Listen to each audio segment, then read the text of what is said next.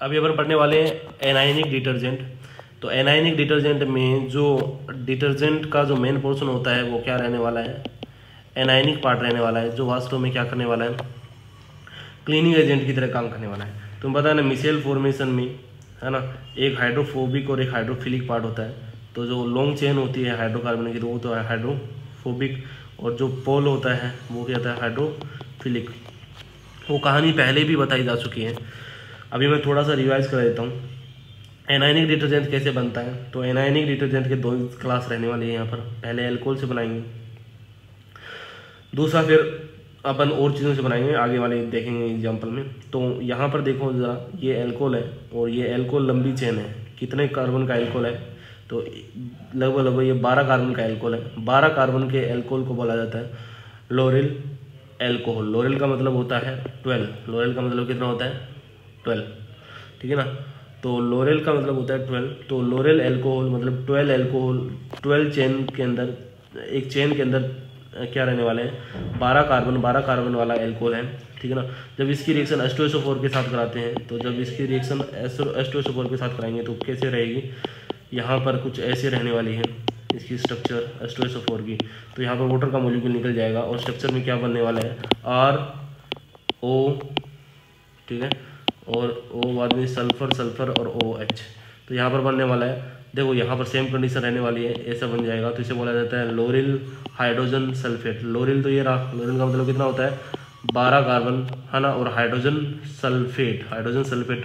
जब इसकी रिएक्शन अपन क्या किसके साथ कराते हैं, NaOH के साथ कराते हैं, तो यहाँ पर क्या होगा, ये एसिडिक हाइड्रोजन होता है, ये निकल जाएगा और यहाँ एसिड बेस रिएक्शन हो जाएगी और क्या बन जाएगा, सोडियम लोरेल सल्फेट बन जाएगा, जो एनायनिक डिटर्जेंट होता है। देखो ये जो एक होता है कैटायनिक पार्ट और एक होता है एनायनिक। जो कैटायनिक पार्ट होता है उसमें सोडियम रहेगा, एनायनिक पार्ट में कौन रहेगा, ये रहेगा। तो ये लंबी चेन है वो तो है हाइड्रोफोबिक, क्या है, हाइड्रोफोबिक। और ये जो ऊपर वाला पोल होता है वो हाइड्रोफिलिक, और इस तरह से ये क्लीनिंग एजेंट की तरह काम करेगा। The anionic part of the molecule is involve in the cleaning action के लिए अंदर इन्वॉल्व होगा। आगे अंदर दूसरी क्लास देखते हैं इसकी। पहले हो गए, पहला एग्जांपल हो गया एनायनिक डिटर्जेंट का। दूसरा है, देखो दूसरे में एक बेंजीन दिख रही है तुमको, बेंजीन के ऊपर क्या है, 12 कार्बन है। 12 मतलब डोडेक। डोडेक को क्या बोला जाता है, डेक को क्या बोला जाता है, 10, और डो मतलब 12, तो डोडेक।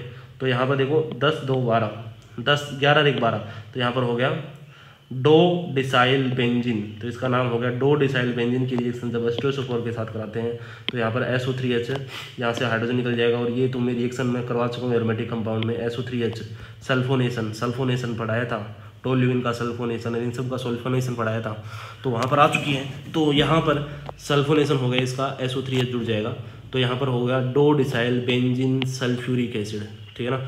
अब यहाँ पर सल्फ्यूरिक एसिड हो गया और यहाँ पर NaOH के साथ रिएक्शन कराएंगे तो यहाँ पर क्या बन जाएगा, sulphate.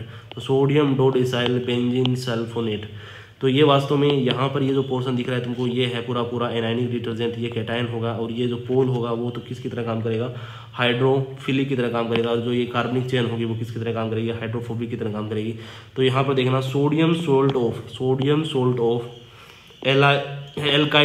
Alkyl benzene sulphonate are a important class of anionic detergent. ये भी एक इंपॉर्टेंट क्लास है डिटर्जेंट की। अच्छा, एनायनिक डिटर्जेंट का यूज़ क्या करते हैं, तो ये मोस्टली क्या होते हैं, हाउस होल्ड वर्क के लिए यूज़ किए जाते हैं। They are mostly use for the household work. Anionic detergent are also use in toothpaste. ये इसका यूज़ हो गया। अब इसके एनायनिक के बाद में अपन पढ़ने वाले हैं कैटायनिक डिटर्जेंट, और कैटायनिक डिटर्जेंट के बाद में न्यूट्रल, और इसी के साथ चैप्टर खत्म हो जाएगा।